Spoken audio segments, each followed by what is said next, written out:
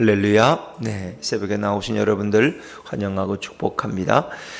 여호수아 22장은 이제 가나안 정복이 다 끝나고 나서 두 지파 반을 돌려보내는 그런 장면입니다. 우리가 20장에서는 요단 동편과 서편에 도피성 6개를 세우도록 여호수아가 그렇게 명령했어요. 하나님의 명령대로 순종합니다. 그리고 21장에서는 이제 레위 지파를 위해서 48개의 성읍과 목초지를 정해서 레위 지파에게 분배하게 됩니다. 그래서 이 모든 일들이 다 끝났어요. 하나님의 선한 말씀이 하나도 남음이 없이 다 응답되었어요.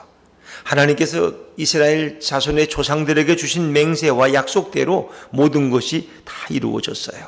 그래서 이제 그들은 각자의 분배받은 기업으로 돌아가야 됐어요. 근데 우리가 이미 알다시피 요단강을 건너기 전에 모세는 길르앗 땅을 점령했어요.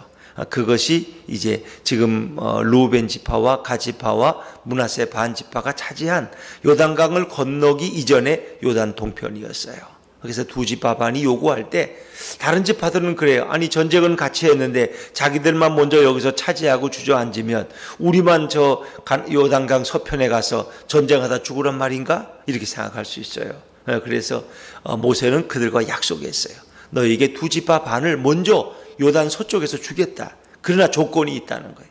너희가 이 땅을 차지하고 너희의 어린 자녀들과 너희의 아내들과 가축들은 여기에 두지만 장정들은 우리와 함께 요단강을 건너가서 요단 서편을 정복하고 돌아오라는 것입니다. 그래서 서로 합의가 됐어요. 그런데 이 두 지파 반은 그 합의대로 약속대로 그대로 순종했어요. 그대로 순종했어요. 모든 것을 순종하고 다 지켰다는 거예요. 그리고 이제 그들이 끝까지 잘 싸워서 가나안 이 요단 서편 지역의 모든 분배가 정복이 다 끝났을 때 이제 여호수아는 그들을 축복해서 돌려보내는 거예요. 가족을 떠나서 적어도 6년, 7년 동안 살아간다는 건 결코 쉬운 일이 아니었을 거예요. 그러나 그들은 정말 나라를 위해서 자기 동포들을 생각하며 하나님의 명령에 그대로 순종했어요. 자, 우리 1절과 2절 말씀을 다시 한번 읽어보죠. 22장 1절과 2절입니다. 시작. 그때 여호수아가 루벤 사람과 갓 사람과 므낫세 반 지파를 불러서 그들에게 이르되 여호와의 종 모세가 너희에게 명령한 것을 너희가 다 지키며 또 내가 너희에게 명령한 모든 일에 너희가 내 말을 순종하여 그랬습니다. 자, 그 두 지파 반은 모세가 그들에게 명령한 것, 그들이 모세와 약속한 것, 그리고 여호수아가 그들에게 명령한 것을 다 지켰어요. 그리고 거기에 철저하게 순종했어요.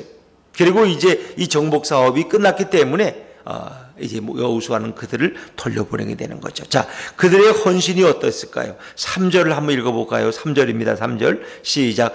오늘까지 날이 오래도록 너희가 너희 형제를 떠나지 아니하고 오직 너희의 하나님 여호와께서 명령하신 그 책임을 지키도다. 아멘. 그들은 오늘날까지 적어도 6년이 7년이 지나는 그날까지 날이 이미 오래되었어요. 오래도록 너희가 너희 형제를 떠나지 아니하고, 그러니까 12지파를 떠나지 아니하고 오직 하나님이 너에게 명령하신 그 책임을 지켰다는 거예요. 이게 여호수아가 그들에게 칭찬하고 격려하는 그런 말씀이죠. 그래서 이제 이 모든 전쟁이 끝나고 너희 형제 9지파 반에게 하나님이 안식을 주셨다. 평화의 시대가 찾아왔다. 그러니까 이제 너희는 너희의 소유지로 돌아가라는 거예요. 자, 우리 4절 말씀, 4절을 같이 읽습니다. 시작. 이제는 너희의 하나님 여호와께서 이미 말씀하신 대로 너희 형제에게 안식을 주셨으니 그런즉 이제 너희는 여호와의 종 모세가 요단 저쪽에서 너희에게 준 소유지로 가서 너희의 장막으로 돌아가되 아멘. 너희 형제에게 안식을 주셨으니 그런즉 이제는 너희는 여호와의 종 모세가 요단 저쪽에서 너희에게 준 소유지로 가서 너희의 장막으로 돌아가라. 요단 서편이죠. 요단 서편. 바로 그들이 처음 얻은 그 땅. 그곳으로 돌아가. 너희 장막으로 돌아가라는 것입니다. 돌아가라.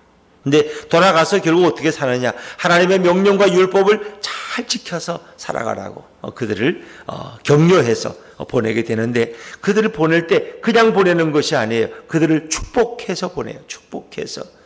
자, 우리 6절과 7절 말씀, 6절과 7절입니다. 같이 읽죠. 시작. 여호수아가 그들에게 축복하여 보내매 그들이 자기 장막으로 갔더라. 므낫세 반 지파에게는 모세가 바산에서 기업을 주었고, 그 남은 반 지파에게는 여호수아가 요단 이쪽 서쪽에서 그들의 형제들과 함께 기업을 준지라. 여호수아가 그들의 장막으로 돌려보낼 때에 그들에게 축복하고. 얼마나 아름다워요. 우리가 함께 약속했는데 적어도 그들은 형제들을 떠나지 않고 끝까지 그 사명을 잘 감당했어요. 그래서 그것을 피력하고 완성했어요. 그래서 여호수아는 그들을 마음껏 축복해서 보낼 수 있는 거예요. 여러분, 우리는 이런저런 약속을 하지만은 그 약속을 어기는 경우가 너무나 많아요. 끝까지 견디지 못하고. 우리가 선교에도 보니까 마가 요한이라는 젊은이가 있었는데, 그들은 2차 선교 여행 때 어떻게 해요? 같이 가다가 바울과 바나바와 함께 가다가 자기는 도저히 못 가겠다고 돌아서 버리잖아요. 그래서 그 전도팀이, 선교팀이 두 개로 갈라져요. 바나바 중심으로 그리고 바울 중심으로 갈라지는 것을 볼 수 있어요. 그런데 이스라엘 백성은 그러지 않았어요. 비록 요단 동편, 서편 이쪽에 땅을 먼저 차지했지만 그들은 형제들과 함께 약속대로 가서 그 전쟁을 끝까지 책임지고 선봉에 서서 훌륭하게 싸움을 마쳤다는 거예요. 사실 지금 가보면 뭐 요단 동편이나 서편이나 다 같은 팔레스타인 땅이고, 지금 요단강이라는 건 별로 의미가 없어요. 왜?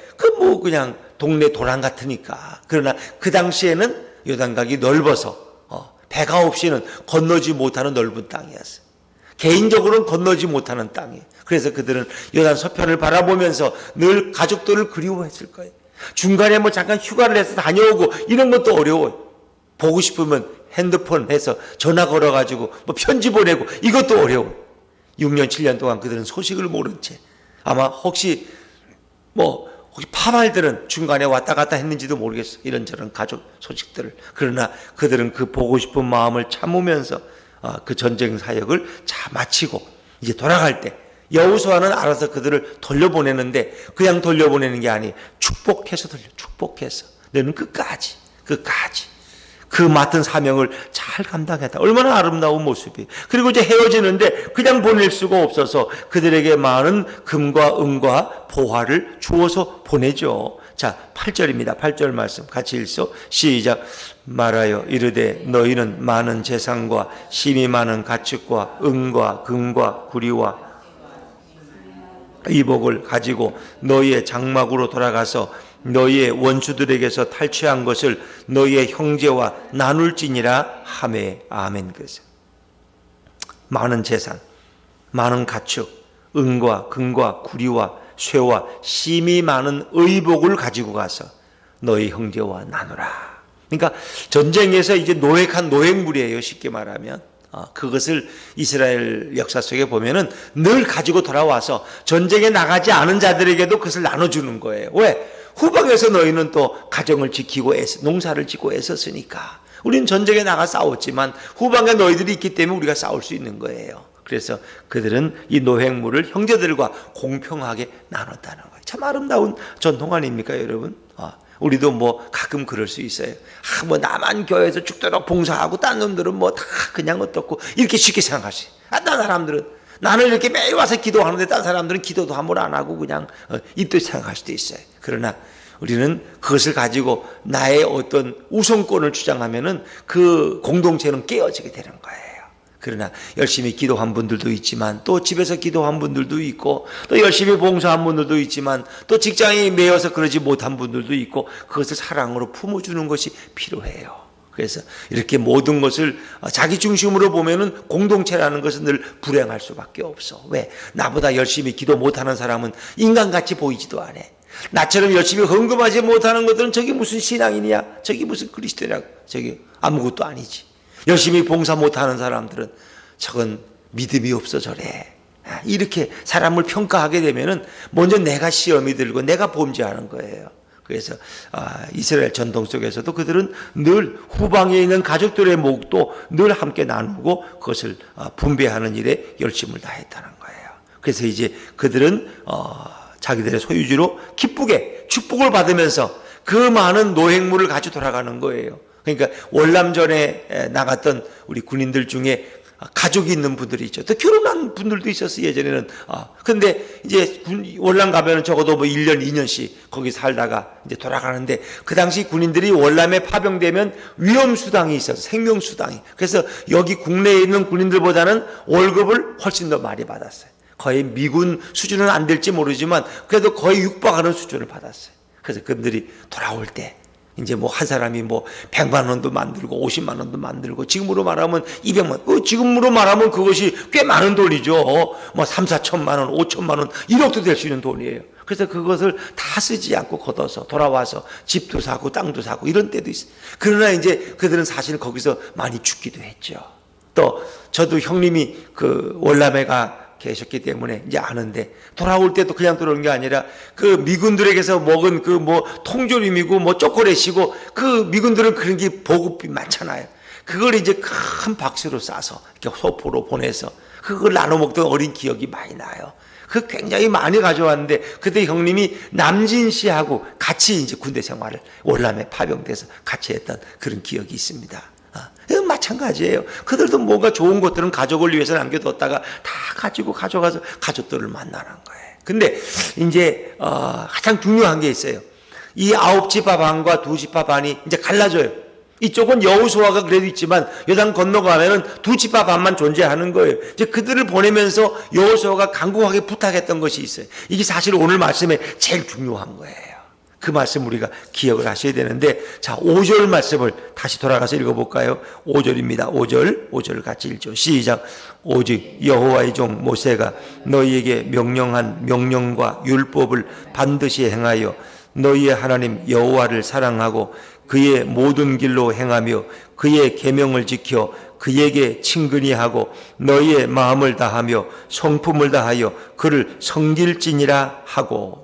자, 그들을 돌려보낼 때 가장 중요한 명령이 이거예요. 너희는 돌아가면은 모세가 너희에게 준 하나님의 명령, 그 율법을 반드시 행하라는 거예요. 그리고 너희들은 하나님을 사랑하라. 너희 하나님 여호와를 사랑하는 거예요.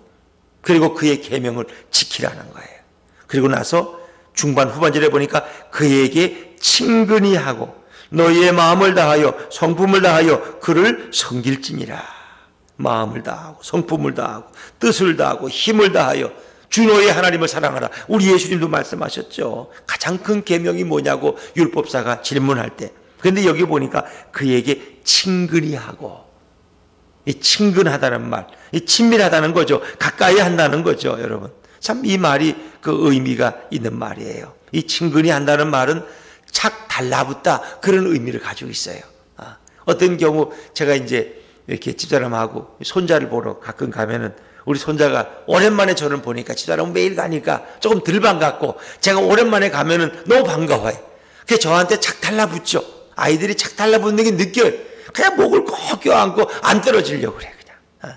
그래서 제가 안 가면 할아버지 좀 보내달라고 오시라 그러라고 보고 싶다고 걔가 이제 그러는데 이게 달라붙는 게 아주 친밀해지는 거, 친밀해지는 거. 이게 착 달라붙다는 그런 의미예요. 그러니까 하나님 앞에 아주 친밀하게 하나님과 아주 친밀하고 가까이 살아가라는 거예요. 하나님과 멀어지면 안 된다는 거예요. 하나님과 멀어지면. 그래서 요한복음 15장에 보면 예수님께서 말씀하셨죠. 나는 포도나무요 너희는 가지니, 그렇게 말씀하셨어요. 나는 포도나무요 너희는 가지니 그가 내 안에 내가 그 안에 거하면 사람이 열매를 많이 맺는다. 또 요한복음 15장에 보면 2절과 4절에 무릇 내게 붙어 있어. 붙어 있지 아니하면, 그 예수님 말씀이에요. 내가 포도나무인데 너희가 나에게 가지처럼 붙어 있어야 된다는 거예요. 이 붙는다는 거는 뭐예요? 밀착되어 있다는 거예요. 친밀해 있다는 거예요. 굳게 결합되어 있다는 거예요. 붙어 있지 않으면 마치 악교풀로 종이와 종이를 붙이듯이 너희는 내게 붙어 있어요. 매미가 나무에 붙어 있듯이. 다시 말하면 우리는 하나님 앞에 그리스도에게 이렇게 붙어 있어야 돼요. 우리가 밀착해 친근히 관계가 돼야 돼요. 그럴 때 어떻게 우리는 생명을 맺게 된다는 거예요. 예수님의 생명이 우리 안에 들어온다는 거예요. 남녀의 관계도 그렇잖아요. 쟤들이 어떻게 요즘 가까이 지내네. 그러면 그러다 보니까 그냥 결혼해서 아기도 낳고 살잖아요. 생명을 창조하는 거예요. 서로 붙어 있으면 남녀의 관계라는 건 서로 사랑이 샘솟아서 결국 생명을 만들어내고 가정을 이루게 되는 거예요. 우리와 신랑 대신 예수님도 마찬가지예요. 우리가 신랑 대신 예수님께 가까이 붙어 있으면 우리 안에 예수님의 생명이 우리에게 주어지게 되는 거예요. 그것은 바로 하나님과 가까이 하라는 말씀은 우리가 예수님과 친밀한 관계가 되라는 것입니다. 그것이 바로 주님과 동행하는 삶입니다. 오늘도 온통 세상은 코로나 바이러스로 두려움에 빠져 있지만 정말 오늘 우리가 예수님께 굳게 붙어 있다면 그것은 중요한 게 아니에요. 심지어 그리스도인들도 이렇게 코로나 바이러스에 전염돼서 고생할 수도 있고 심지어 면역력이 약한 분들은 그것 때문에 생명을 잃을 수도 있어요. 그러나 여러분 더 중요한 게 있어요. 우리가 예수께 붙어 있으면 우린 죽어도 살아도 주님의 소유임을 믿으시기 바랍니다.